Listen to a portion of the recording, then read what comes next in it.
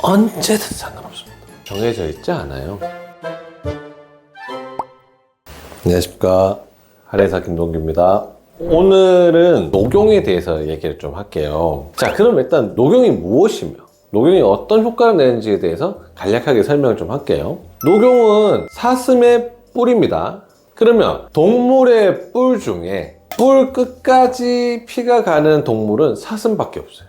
우리가 소 뿔이라든지 뭐 다른 모든 동물의 뿔들은 다 밑에서 자라서 위로 올라갑니다. 다시 말하면 뿔 끝으로 갈수록 예전에 만들어 놨던 거죠.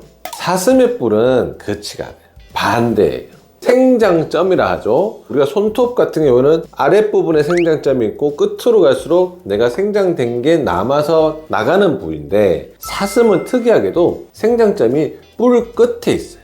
와, 그 뿔 끝까지 피를 밀어내는 힘을 가지고 있는 게 녹용이라는 거죠. 그리고 실질적으로 모든 생장점을 가지고 있는 부분이 뿔 끝에 있기 때문에 이 뿔 자체가 엄청난 발육의 원천이라고 이렇게 볼 수 있죠. 자, 그러면 이 녹용은 누구한테 좋을까요?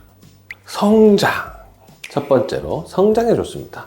그러면 우리 아이들은 언제쯤 녹용을 먹일 수 있을까요? 언제든 상관없습니다.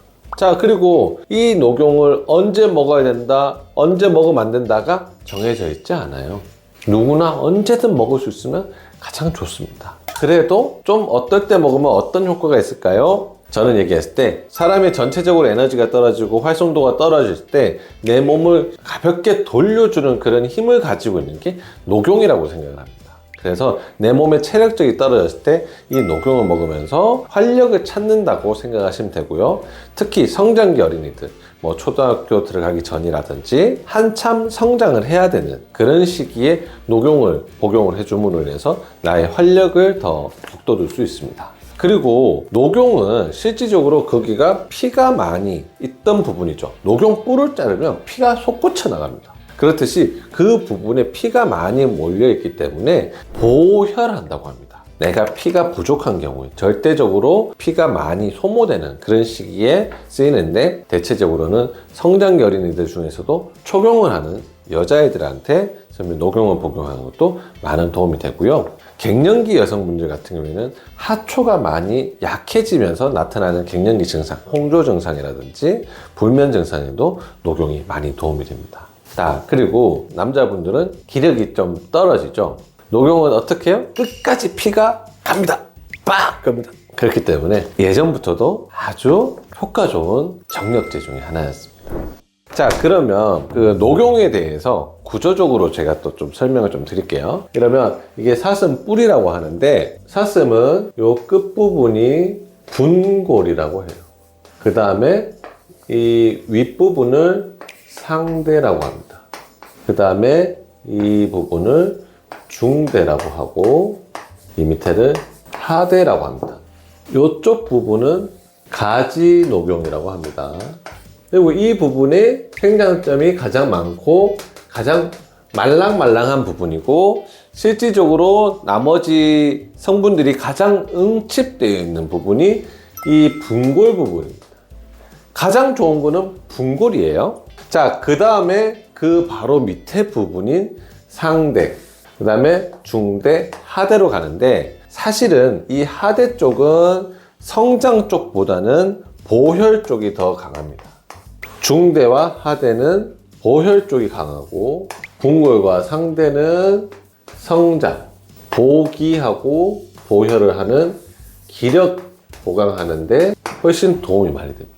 그래서 적당한 용도에 맞게 사용하는 게 맞는데, 제가 이거를 하면서 좀 안타까운 것들이 하나가 뭐냐면, 녹용을 사용하신다 하면서 원물을 다 사용을 했다라고 하거든요. 그런데 이 녹용 중에서도 어느 부분이 가장 비쌀까요? 누가 봐도 이 분골 쪽이 가장 비싸죠. 근데 실질적으로 전체 녹용 중에서 나오는 부분은 분골은 채 몇 프로가 되지 않아요. 그리고 상대도 그렇게 많지가 않아요. 이 분골과 상대를 합친 가격이 전체 녹용의 70% 정도 해당됩니다. 다시 말하면 중대나 하대는 조금은 저렴할 수도 있어요. 그리고 분골로 갈수록 범위가 작고요. 중하대로 갈수록 좀 더 굵어지기 때문에 이 부분은 절대적인 중량도 더 많이 나오게 됩니다. 그래서 중대나 하대는 조금 저렴한 편에 해당한다, 이렇게 알고 계시면 되고요. 그러나 여기에서 잘못 알고 계시는 것들이 뭐냐면, 녹용을 전체를 다 넣었어요, 원물 그대로 다 넣었다라고 하는 분들은 솔직히 말씀드리면 저렴한 부분이 같이 포함되어 있다, 이런 거는 꼭 제발 좀 아셨으면 좋겠어요.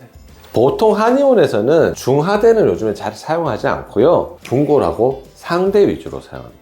그래서 보통은 분골은 많이 비싸기 때문에 많은 양을 사용하지 못해서 어린이들 몇 첩 먹일 때 분골 사용하는 경우도 있지만, 저는 오히려 어르신들이 힘 없을 때 싼 거 먹는 것보다는 분골로 제대로 드시는 게 더 좋다고 저는 생각합니다.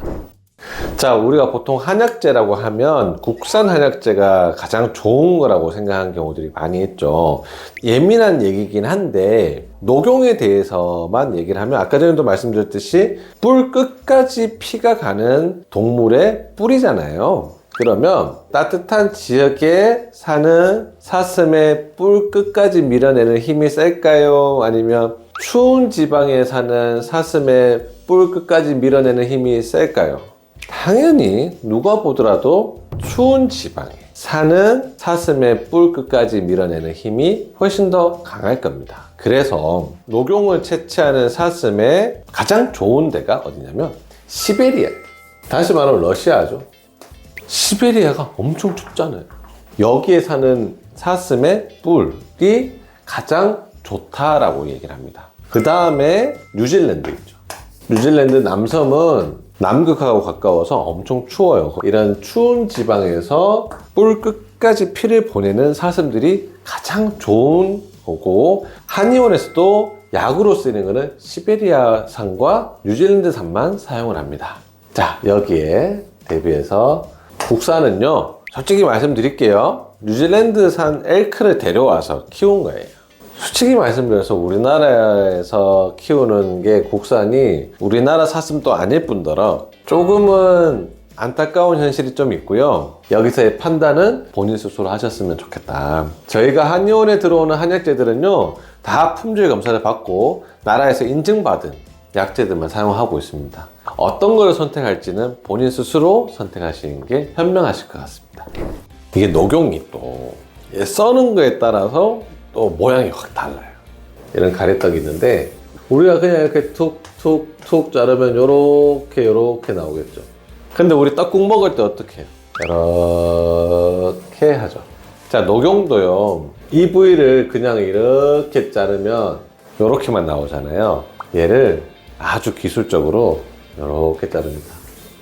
거의 이렇게 대각으로 잘라서 실질적으로 녹용을 우리가 보게 되면 약간 좀 이런 긴 모양으로 생겨 있습니다. 그래서 구멍이 많이 이렇게 뚫려져 있는 것보다는 좀 치밀할수록 녹용이 좋습니다. 녹용은 믿는 의사한테 믿고 쓰는 게 가장 최고입니다. 어떤 한약재도 누가 가장 전문가냐면 그 약을 자신 있게 쓸 수 있는 한의사가 가장 전문가라고 자부합니다.